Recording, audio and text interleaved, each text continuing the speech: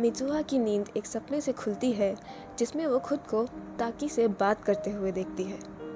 School के लिए तैयार होने के बाद वो अपनी छोटी बहन और नानी के साथ नाश्ता करने बैठती है कि उसकी बहन पूछती है कि वो नॉर्मल हो गई या नहीं। ये सवाल मिजुहा को कंफ्यूजिंग लगता है। तभी न्यूज़ में एक अनाउंसमेंट होती है जिसमें ये बताया जाता है कि एक कॉमेट अर्थ के पास से गुजरने वाला है। इसके बाद वो स्कूल जाते हुए अपने दो दोस्तों से मिलती है। सायाका और तेसी के साथ स्कूल जाते हुए मिजुहा को उसके पापा मिलते हैं, जो कि पहले टाउन के मेयर रह चुके हैं और अब री इलेक्शन की तैयारी में लगे हैं। रास्ते में ही वो उसे उसके पोस्चर के लिए टोकते हैं और सबके सामने उसे सीधा ना चलने के लिए डांट भी देते हैं। स्कूल में उसके दोस्त पिछले दिन के उसके अजीब बिहेवियर के बारे में उसे बताते हैं, जबकि मिजुहा के पास पिछले दिन की कोई मेमोरी नहीं होती। जब क्लास में मिजुहा अपनी कॉपी में एक नोट देखती है जिसमें तुम कौन हो लिखा होता है, वो और ज़्यादा कंफ्यूज हो जाती है। उसी दिन शाम को मिजुहा अपनी बहन के साथ एक बुनाई और साके बनाने के रिचुअल में पार्ट लेती है, जिसके बाद वो अपनी बहन से शिकायत करती है कि उनका रिचुअल कितना बोरिंग और एम्बैरेसिंग है। वो दिल से चाहती है कि अपनी अगली ज़िंदगी में वो टोक्यो का लड़का बनकर पैदा हो। अगले दिन मिजुहा एक टीनेज लड़के की बॉडी में सुबह उठती है, जो एक ताकी नाम का हाई स्कूलर है। मिजुहा ताकी के दो दोस्त त्सुकासा और शिंता से मिलती है और साथ में मिकी, जो ताकी के साथ रेस्टोरेंट में काम करती है। सभी को उसका बिहेवियर अजीब लगता है। ऐसे ही मिजुहा और ताकी को समझ आ जाता है कि वो दोनों बीच बीच में बॉडीज़ स्विच कर रहे हैं। दोनों एक दूसरे की दुनिया में एक दूसरे की ज़िंदगी जीना शुरू कर देते हैं और दोनों नोट्स और मैसेजेस के थ्रू एक दूसरे से बातें करते हैं। ताकी की बॉडी में मिजुहा मिकी के साथ रिश्ता आगे बढ़ाती है और दोनों की डेट भी फिक्स कर देती है। वहीं मिजुहा की बॉडी में ताकी उसे स्कूल में पॉपुलर बना देता है। एक दिन ताकी मिजुहा की बॉडी में उसकी नानी और बहन के साथ साके चढ़ाने के लिए शिंतो श्राइन, जो कि एक पहाड़ी पर है, वहाँ जाता है। नानी बताती है कि ये उनके भगवान और लोगों को जोड़ता है। अपनी बॉडी में जागने के बाद ताकि मिकी के साथ डेट पर जाने के लिए निकलता है। डेट पर मिकी को एहसास होता है कि ताकी का दिल और दिमाग किसी और के साथ है। ताकि मिजुहा को कॉल करने की कोशिश करता है, पर तेसी के कॉल करने की वजह से कॉल नहीं लग पाता। तेसी और मिजुहा दोनों डिसाइड करते हैं कि फेस्टिवल पर साथ मिलेंगे। बॉडी स्विचिंग यहीं पर बंद हो जाती है और दोनों अपनी अपनी ज़िंदगी जीते हैं। ताकि पर इस एक्सपीरियंस का गहरा असर होता है। वो मिजुहा के टाउन पर रिसर्च करता है और उसकी मेमोरीज़ में टाउन जैसा था वैसा एक स्केच बनाता है। मिजुहा को ढूंढने के लिए वो मिकी और सुकासा की मदद लेता है। ड्राइंग्स देखकर एक रेस्टोरेंट का मालिक जगह को पहचान लेता है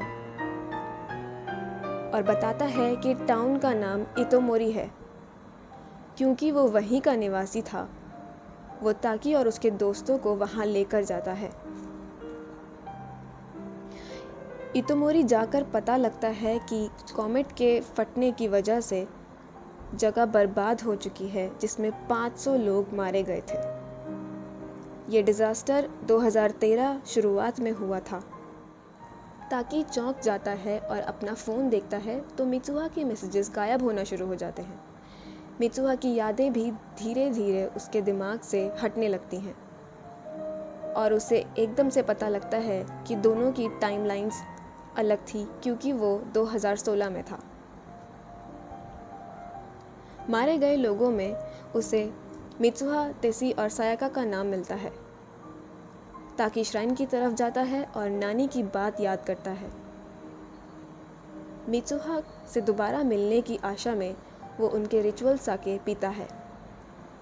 इससे वो टाइम में वापस पीछे चला जाता है और उसे बॉडी स्विच करने का आखिरी मौका मिलता है। नानी को बॉडी स्विच का एहसास हो जाता है और वो उसे बताती है कि वो इसलिए कर पा रही है क्योंकि वो श्राइन की निगरानी करते हैं। परिस्थिति को ध्यान रखते हुए ताकि मित्सुहा की बॉडी में उसके दोस्तों के साथ टाउन को कॉमेट के खतरे से बचाने के लिए प्लान बनाता है। वहीं 3 साल आगे मित्सुहा ताकी की बॉडी में अपने टाउन को देखकर बहुत दुखी हो जाती है। ताकि इतोमोरी खाली करवाने के लिए मेयर को नहीं मना पाता। ताकि श्राइन की तरफ जाता है क्योंकि वहाँ मित्सुहा उसकी बॉडी में है। वहाँ जाते जाते उसे याद आता है जब वो पहली बार मिले थे।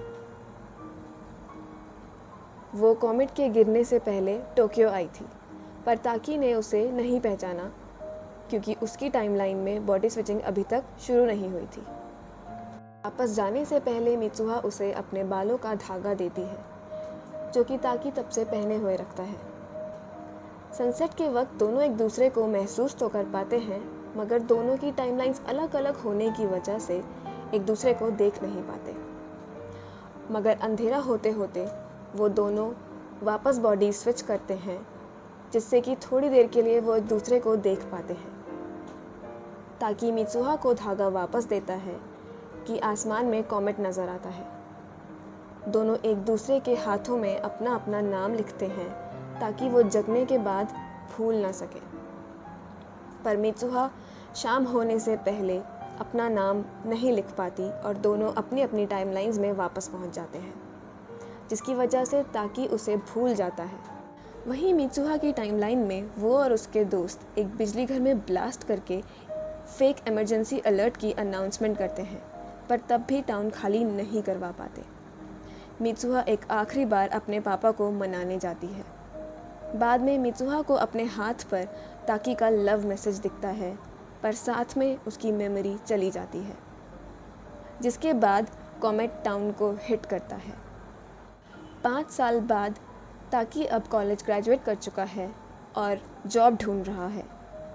उसकी ज़िंदगी में एक खालीपन है और बिना कुछ जाने उसे इतोमोरी में दिलचस्पी है, जो कि कॉमेट के गिरने से बर्बाद हो गया था। लेकिन इस बार कॉमेट के हिट करने से पहले टाउन खाली हो चुका था और सभी बच गए थे। मित्सुहा अब टोक्यो में रहती है और ताकी की तरह उसे भी किसी की चाहत है, मगर किसकी वो नहीं जानती क्योंकि दोनों एक दूसरे को भूल चुके हैं। एक दिन जब दोनों एक दूसरे को ट्रेन से देखते हैं तो अचानक वो खालीपन गायब हो जाता है। वो फ़ौरन अपनी अपनी ट्रेन से बाहर निकलकर एक दूसरे को ढूंढते हैं और फिर वो दोनों सुगा श्राइन की सीढ़ियों पर मिलते हैं। ताकि मित्सुहा को आवाज़ देकर पूछता है कि क्या वो पहले कहीं मिले हैं, और इसी तरह आँखों में खुशी के आंसू के साथ दोनों एक दूसरे का नाम पूछते हैं।